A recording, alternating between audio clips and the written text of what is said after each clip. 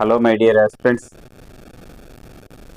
Today we are discuss about UPSC CSE Stage 1 Preliminary Examination. In preliminary examination, two papers are there. One paper is General Studies, another paper is CSAT Civil Services Aptitude Test paper. Both are printed in English and Hindi media. So, aspirants, please improve your language. అలాగే మీరు ఈరోజు preliminary పేపర్ని మనం అధిగమించాలంటే ముఖ్యంగా ఆ preliminary examination pattern ఏంటో తెలుసుకుంటే బాగుంటుంది. ప్రిలిమినరీ ఎగ్జామినేషన్లో దాదాపు మనకి భారతదేశం మొత్తం నుంచి 5-6 లక్షల మధ్య అప్లికేషన్లు వస్తాయి. ఈ సంఖ్యను చూసి మనం ఎట్టి పరిస్థితులలో భయపడకూడదు. యాక్చువల్గా మనకు నిజమైనటువంటి పోటీదారులు ఎంతమంది అంటే 25% మంది, అంటే 1 లక్ష మంది. ఈ మనం 1 లక్ష మంది పోటీదారుల్లో మనం సివిల్స్ అధిగమించాలంటే ప్రతి దశను మనం క్షుణ్ణంగా అధ్యయనం చేయాలి. అలాగే 100% ఏకాగ్రతతో చదవాలి.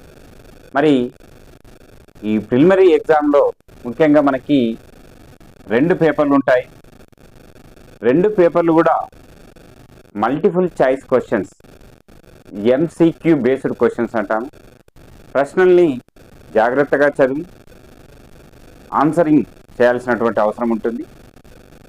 చాలా ప్రశ్నల సరళి ఎట్లా ఉంటుందంటే మనం ఒకటే ప్రశ్న అనుకుంటాం, కానీ అందులో అంతర్లీనంగా 3-4 ప్రశ్నలు మనల్ని ఎగ్జామినర్ ప్రశ్నిస్తాడు.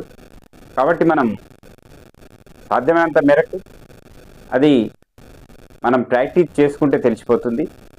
అలాగే గతంలో చెప్పినట్లుగా మాక్ టెస్ట్ సిరీస్ ప్రోగ్రామ్కి అటెండ్ అయితే తెలుస్తుంది. అంతేకాకుండా ఈ 2 పేపర్లలో మొదటి పేపర్ జనరల్ స్టడీస్ పేపర్ 1 అంటాము, రెండో పేపర్ CSAT పేపర్ 2 అంటాం. ఈ CSAT పేపర్ 2 మాత్రం మనకు ఇచ్చినటువంటి మార్కులలో మినిమం క్వాలిఫైయింగ్ మార్క్స్ 33% రావాలండి. ఆ 33% మార్క్స్ వస్తేనే ఈ GS పేపర్ 1ని వాళ్ళు పరిగణలోకి తీసుకుంటారు. అప్పుడు ఈ GS పేపర్ 1లో మొత్తం అభ్యర్థుల నుంచి టాప్ స్కోరర్ ఎంతమంది అయితే ఉంటారో, మెయిన్స్కి ఎంతమందిని అయితే ఎంపిక చేసుకోవాలో యూపీఎస్సి తర్వాత ప్రకటిస్తుంది. కాబట్టి మనం GS పేపర్లో అత్యధిక మార్క్స్ స్కోర్ చేయాల్సినటువంటి అవసరం అభ్యర్థులకు ఉంటుంది. కాబట్టి ఈ GS పేపర్ని మనం అధిగమించాలంటే ఇందులో ఉండేటటువంటి ప్రతి టాపిక్కి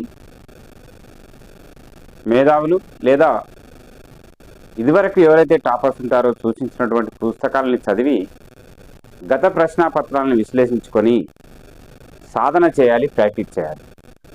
అనేక మాక్ టెస్టులు అటెండ్ కావాల్సినటువంటి అవసరం ఎంతైనా ఉంది. ఇక్కడ ఎవరైతే మాక్ టెస్టులు రాయారో, మాక్ టెస్ట్ సిరీస్ ప్రోగ్రామ్కి అటెండ్ కారో, ఎన్ని పుస్తకాలు చదివినా, ఎంత చదివినా, నాకు తెలిసినంత మట్టుకైతే ఈ సివిల్ సర్వీసెస్లో టెస్ట్ సిరీస్ ప్రోగ్రామ్కి ఎవరైతే అటెండ్ అవుతారో వాళ్ళు మాత్రమే సివిల్ సర్వీసెస్ని అధిగమిస్తారని నేను ఘంటాపథంగా చెప్తున్నాను.